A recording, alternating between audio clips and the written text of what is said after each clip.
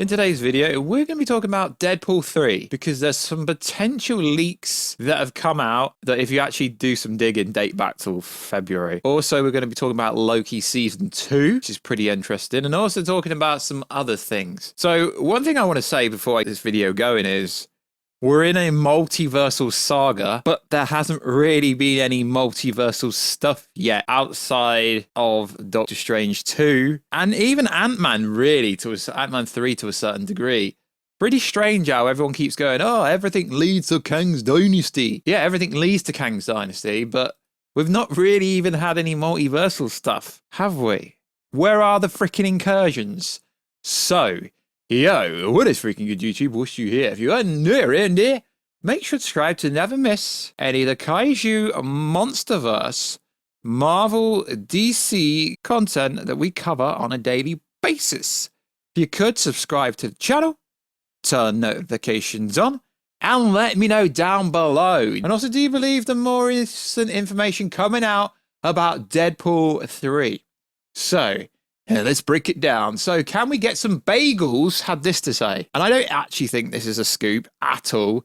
I can confirm with absolute certainty that Hugh Jackman, Wolverine, will indeed have a comic book accurate mask with big fins and white eyes. It said exclusively can confirm, which trying to give themselves clout or something. So I thought I'd cover that. So also there's some other information that came out, but it's not actually new if you look into it. So Emma Corrin is the main villain of Deadpool 3, allegedly. So what's interesting is there's been that many stories going around about what Deadpool 3 is that it basically shifted from it's the ramifications of multiverse of madness. No, it's the Fox universe gets killed. But apparently now it's the revenge of the multiverse of madness universe versus the main Earth. So if you go actually do some digging on the internet, it's not actually hard to find this stuff. Emma Corrin plays the main villain, and this was posted earlier this year in February. So to come out and state who she's potentially playing, it's not even a scoop. It's really not. Bagel said this: I can confirm that Emma will be portraying Cassandra Nova in Deadpool 3. Now, this is an interesting storyline let's just say, if this is the case. I'm not sure if this is the case, but if this is the case, this is interesting.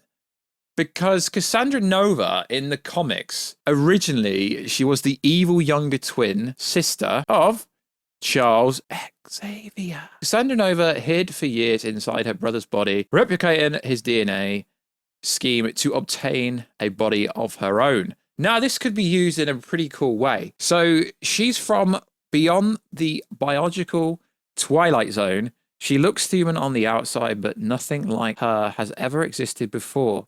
As she preys on mutants, Cassandra Nova is the first of the unforeseen species. She will intensively use her outlandish natural gifts to wipe out mutants if she can. So, is this how they're going to wipe out all the Fox universe mutants? Because the MCU doesn't really have mutants currently.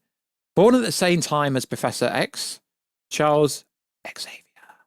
Cassandra's psychic form didn't have a host, so she thus copied her brother's one. Although this would later make her go bald, her brother had psychically destroyed her once he sensed that she had some insane thoughts, but she hid in the sewers and plotted and waited to form her human body.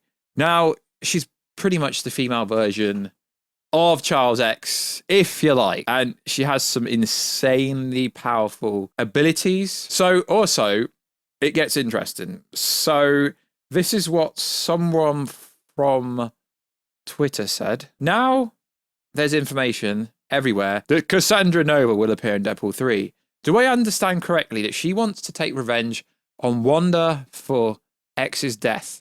838 wants revenge on the 616. So it is Multiverse Madness 2.0 if any of this information is true. I say if, because like I say, this information changes on a daily basis.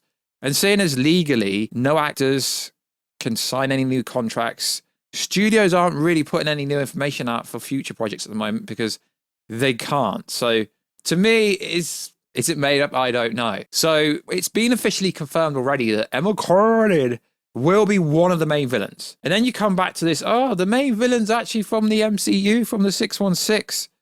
So she's going to work alongside one of the villains from the 616. Yeah, it does sound pretty far-fetched when you think about it like that to a certain degree. So, and then there's another post. Pretty sure she's 838 Sue. Okay, so apparently Jessica Alba is 838 Susie Storm. Sue's good old Susie. So, yeah, I wanted to mention that, although it's not really much of a scoop, to be honest, but it's an interesting character to introduce into the MCU, and it would make a lot of sense. Wants revenge for Professor X's death, or wants revenge for what Wanda Maximoff did, potentially.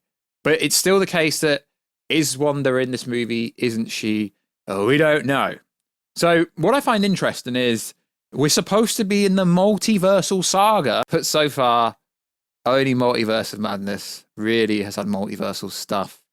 And I guess Loki as well. So Deadpool allegedly uses some time-traveling device to save Wolverine before his death in 2029. And they end up lost somewhere in the multiverse whilst being chased by the TVA. And the movie will directly slide into Avengers Kang Dynasty like every other project does or will in a roundabout way.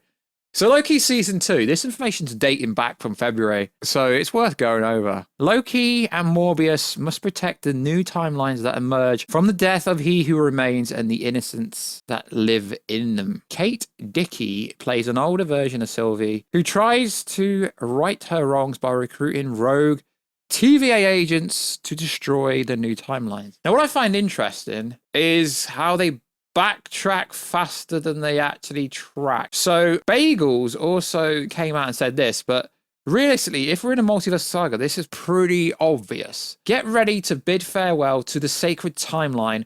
Say hello to sacred timelines. Captain Frickin' Obvious. And then Bagels retracted or redacted it. Made an edit because my source quickly reached out to me and said, hold your horses. Sacred Timelines is still happening for sure in an up-and-coming project. Just might not be Loki Season 2. Come on now. Come on now. Loki Season 2 has finished, right? It's coming out in October. They are not doing any additional work to it because they can't. So, personally, I think this is made up. Of course, there's going to be sacred timelines. If this multiverse building up to Secret Wars, which is a multiversal war, essentially, there's going to have to be sacred timelines. Jeez, come on, lads. This is not even a scoop. In the season 1 finale, Loki actually went back in time when the TVA first formed, and He Who Remains was not hiding from others. He later erased everyone's memories and made them believe in the timekeeper. And that's essentially what you've seen right at the end of Loki season 1. So, Bo, the creator of the TV time technology, Loki mind flits between the TVA past and present until Morbius brings him to Bo, who we've seen in the trailer, who develops a device so Loki can fully return to the present. Raphael plays X5, a rogue TVA agent who attempts to exploit the temporary chaos to begin a 1970s Hollywood star. During a mission to stop X5, Loki reunites with Sylvie, who was hiding in the 70s, and they eventually rekindle their romance. Loki's variants, aside from Richard E. Grant, classic Loki returning, Sylvie variants are introduced. Jonathan Majors plays several Kang variants, including Victor Timely. Cool story, bro. So most of this information actually dates back to February, but it was reposted by scoopers. Make of that what you want. And there is some more information that comes up about the actual episodes. Episode 1, the big reveal is that Loki was sent to the past. The entire first episode is Loki time slipping between the past and the present. In the TVA, we've seen that, but that's not similar to what happens to in Across the Spider-Verse, although a bunch of people say that. The TVA uses the energy from the time stream called the time loop, and the branches from He Who Remains dying in season 1 are overloading the systems. Yeah, which, I mean, it could create a sacred timelines. The whole timeline multiverse, whichever way you want to look at it, will crash at some point. I just think it's pretty weird how we're in a multiversal saga, and until Loki continues in October, and until we get to Deadpool 3, I mean, sure, at the end of Captain Marvel 2, aka Marvels, there is supposed to be some form of incursions, although some of the scoopers tried to make out they took the incursions out. But at the end of Multiverse of Madness, when Clea comes up going, yeah, you created all these incursions. Now we have to go fix them. It looked like they went to back to the dark dimension. We're going to have to start getting some ramifications for what happened in Multiverse of Madness, which, yeah, realistically will show up in other properties, but it's not most likely going to show up in the movie like Blade or a movie like Thunderbolts or a movie like Captain America 4. So they have limited projects where the incursions or the multiversal-based stuff could happen. But to call it a multiversal saga, and then we really haven't had much multiversal stuff yet, it's kind of a bit weak. I mean, I know they can do post-credit stuff, and I just really hope their plan isn't to just keep having Kang the Conqueror appear in a bunch of different scenes, because if it adds context to the story, then cool story, bro. But if it doesn't, then it doesn't. So what I find interesting is we went over the Fantastic Four leak the other day, but like I say, if you look back to when it came out, February, Doctor Doom will appear in a supporting role, but not the main villain. Cool. Kang will have a pivotal role, not the main villain. Galactus and Silver Surfer are rumored to appear, not the main villain. So there is no information about who's the overall main villain for the Fantastic Four movie, but Fantastic Four movie is supposed to directly tie into the ramifications and cause and actually start or end essentially where Ant-Man 3 ended, because that movie's supposed to take place in the 60s, and I seen a post the other day about this being a scoop about it starting in the 60s, like the Fantastic Four movie being in the 60s and returning to Earth 616 after decades. Realistically, all this information actually is months old. It's just, for some reason, it keeps spiraling out. There's like a mega post on 4chan where you can read all the rumored stuff that keeps appearing everywhere, even the Echo and the Armor War stuff and all these little scoops that keep scooping out is literally coming from one post on 4chan. Very sus, if you ask me. So like always, guys, check us out on Instagram at Warstu. Check us out on Twitter, WarstuG. And I will catch ya in another video very soon. Catch ya later.